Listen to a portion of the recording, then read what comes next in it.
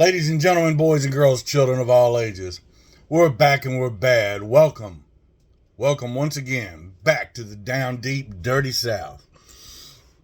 The original Generation X.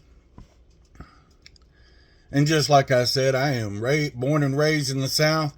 I am from Generation X, where F around and find out takes a whole new meaning. We tend to go thermonuclear. I am an older man. I ain't gonna lie, about 55 years old and a few months. I'm at that age where I sneeze or I sneeze, I could throw my back out. I wake up, my arm could be hurting. I could fart and crap myself. Yes, every bodily function can hurt me. A few years ago and many pains ago, and I had a lot of ibuprofens, I had taken a nap on the couch. And according to my girlfriend at the time, I wasn't asleep, but maybe 10 minutes.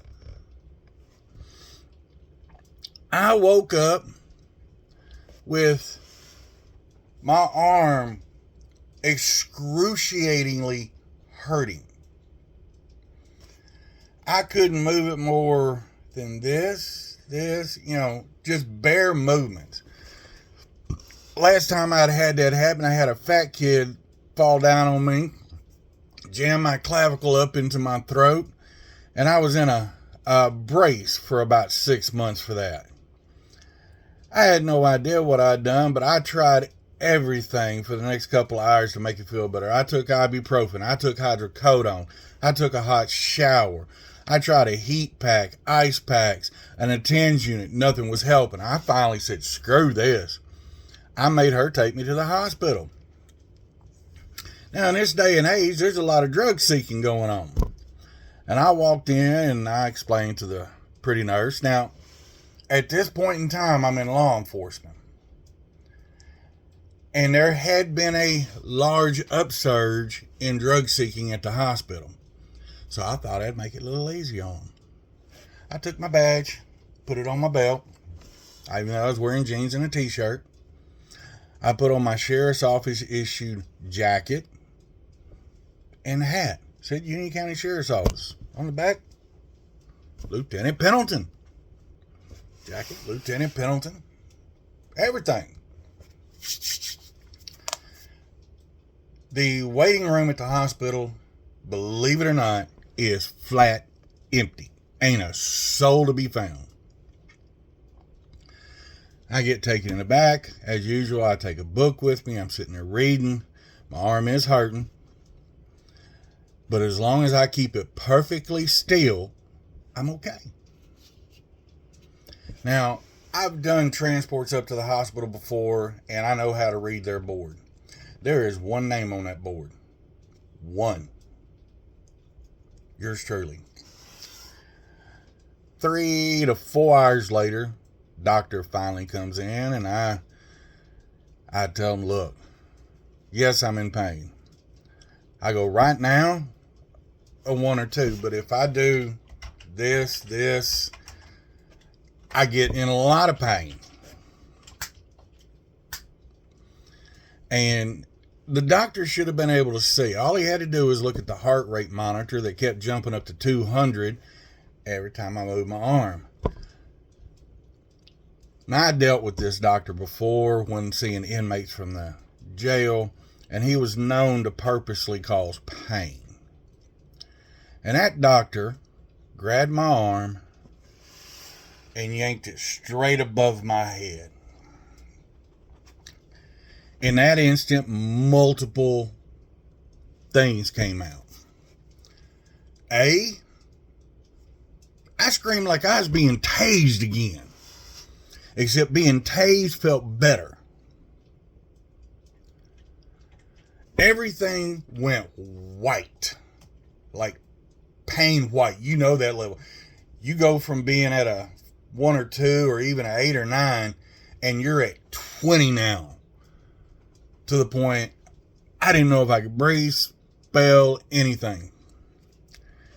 When it had subsided enough, I said a few words to the doctor. Now, while I'm screaming, my girlfriend, who's been sitting here politely, jumps and hits the wall. A nurse comes running in, and the hospital security, which is an off-duty EPD officer that I happen to know very well. Well, let's just say the Dirty South and Generation X merged and came out of my mouth, and I told that doctor, you get the hell away from me. You ever touch me again, I'm going to beat the dog piss out of you. Get out of here and get me somebody that's got their hat out their ass before I hurt you. Him being a typical wuss, step back. You know, I'm 6 foot tall. I'm a little over 300 pounds. I'm a big man. And in that instant, I came sitting straight up. Now, my pain was still at a 10, but because he had purposely given me pain, I was kind of focusing past that and giving this man a thorough cuss down that his ex-wife probably gave him. He stepped back and told the security, I want him arrested. He just threatened me, and he did this and he did that. And the cop said, that is Lieutenant Pendleton from Union County Sheriff's Office. I ain't arresting him for nothing. You must have done something stupid. He yanked my hurt arm above my head. And I even told him, all you got to do is look at the damn heart rate monitor, which now is about somewhere around 250, 275. I'm in so much pain. And I'm laying there, and it's all I can do to catch my breath. I told him, get the hell out and send somebody in here that got their head somewhere over there in their backside. I was later informed the doctor was advised he should go to a different floor and make sure I don't see him, because I will follow through on my threat. Because it wasn't a threat. It was a God's honest promise. 2, within 5 minutes, I had muscle relaxers, pain reliever, and something else to reduce inflammation in my arm.